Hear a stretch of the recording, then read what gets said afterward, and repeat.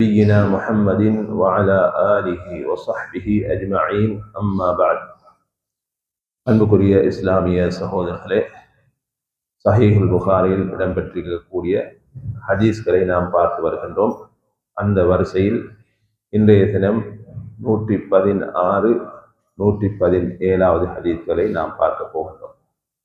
அந்த 116வது ஹதீஸை அறிவிக்கக்கூடிய சஹாபி அப்துல்லாஹ் இப்னு உமர் ரலியல்லாஹு அன்ஹுமா அவர்கள் சொல்லுகின்றார்கள், நபியுல்லாஹி ஸல்லல்லாஹு அலைஹி வஸல்லம் அவர்கள் தன்னுடைய வாழ்நாளில்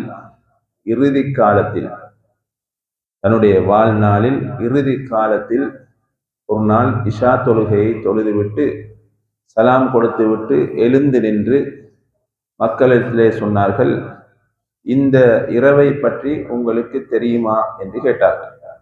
கேட்டுவிட்டு சொன்னார்கள், இன்று இரவில் இருந்து இந்த பூமியில் வாழக்கூடிய யாராக இருந்தாலும் 100 வருடங்கள் கழிந்ததன் பின்னால் யாரும் இருக்க மாட்டார்கள், மரணித்து விடுவார்கள் என்று நபி ஸல்லல்லாஹு அலைஹி வஸல்லம் அவர்கள் சொன்னார்கள்.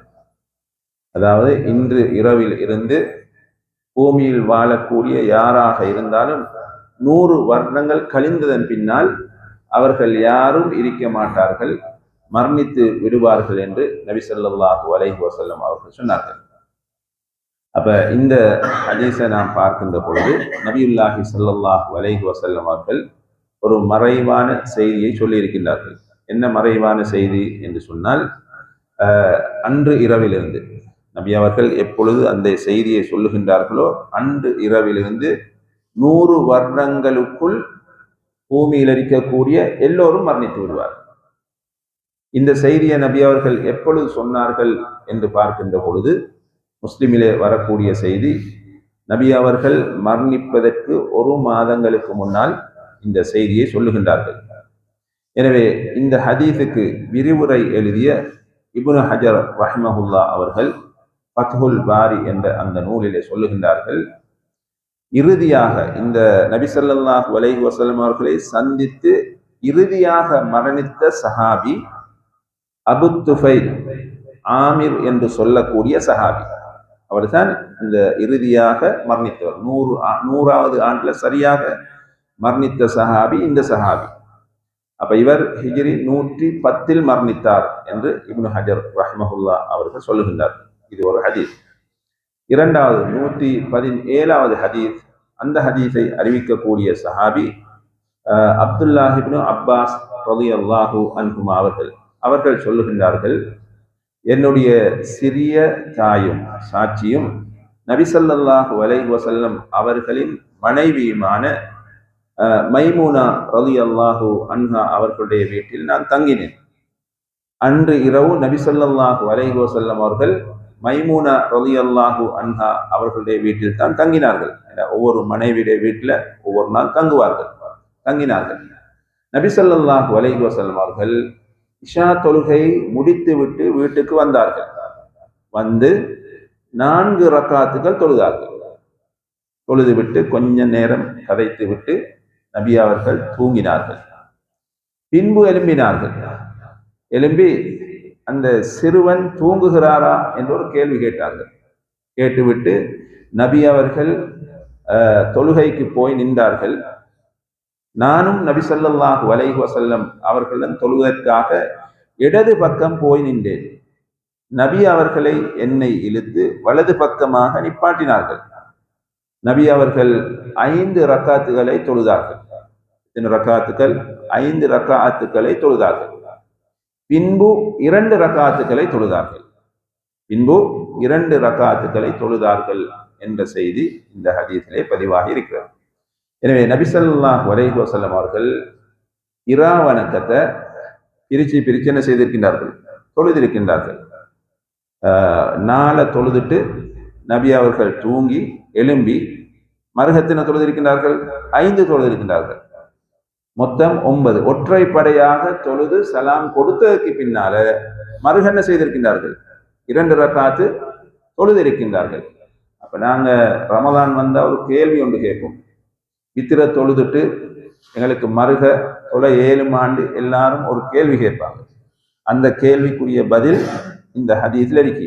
ஏன் நபி அவர்கள் 9 தொழுதாங்கன்னா ஒற்றைப்படை முடிச்சிட்டு மறுபடி என்ன செய்திருக்கின்றார்கள்?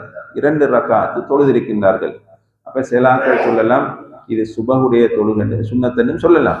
ஆனா அப்படி சொல்ல முடியாது. ஏன் நபி அவர்களுடன் ஜமாத்தாக தொழுததாகத்தான் யார் சொல்லுகிறார்? அப்துல்லாஹ் இப்னு அப்பாஸ் ரலியல்லாஹு அன்ஹுமா அவர்கள் சொல்லுகின்றார்கள்.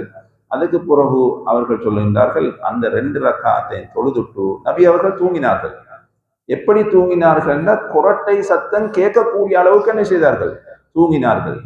தூங்கிவிட்டு சுபகுக்கு எழுந்து பள்ளிக்கு சென்றார்கள். ஒது செய்யவில்லை.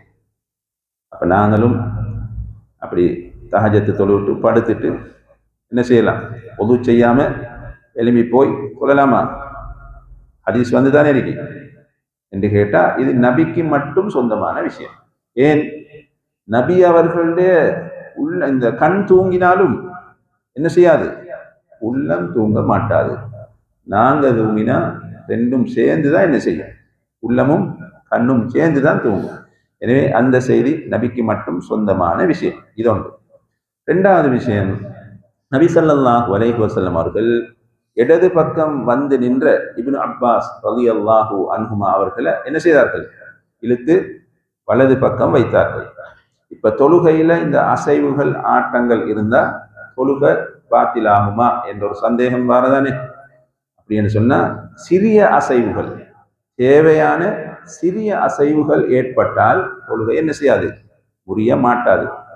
ஒரு ஆள் தொழுகையில நிற்கிறாரு, பின்னால உள்ளாக்கள் பார்க்கிறாங்க, இவர் என்ன தொழுகிறாரா இல்ல விளையாடி கொண்டிருக்கிறாரா என்று சொல்லக்கூடிய அளவுக்கு அசைவுகள் இருந்தால் அவருடைய தொழுகை பாத்திலாகிவிடும். இது ஒன்று. 2வது விஷயம், இப்போ ஒரு ஆள் நின்று தொழக்கூடிய நேரத்துல அவர் நியத்து வச்சுப்பார். எப்படி? தனிய தொழுகத்துக்கு தானே நியத்து வைப்பார். இப்ப இப்னு அப்பாஸ் ரலியல்லாஹு அன்ஹுமா அவர்கள் வந்து பக்கத்துல நின்ற உடனே நபி அவர்கள் என்ன செய்ய வேண்டும்? நியத்தை மாத்த வேண்டும். அவர் இமாமா தொழுகத்துக்கு நியத்து வைக்கல. இப்ப இப்னு அப்பாஸ் ரலியல்லாஹு அன்ஹுமா அவர்கள் வந்து பக்கத்துல நின்ற உடனே என்ன செய்ய வேண்டும்? நியத்தை மாற்ற வேண்டும் இமாமாக. எனவே தொழுகையில் இருக்கக்கூடிய ஒருவர் இமாமாக தன்னுடைய நியத்தை என்ன செய்யலாம்? இன்னொருவர் வந்தால் மாற்றிக்கொள்ளலாம் என்ற நியத்தை மாற்றுவதற்கு ஆதாரங்கள் இந்த ஹதீஸ்ல இருப்பதை நாம் பார்க்கின்றோம்.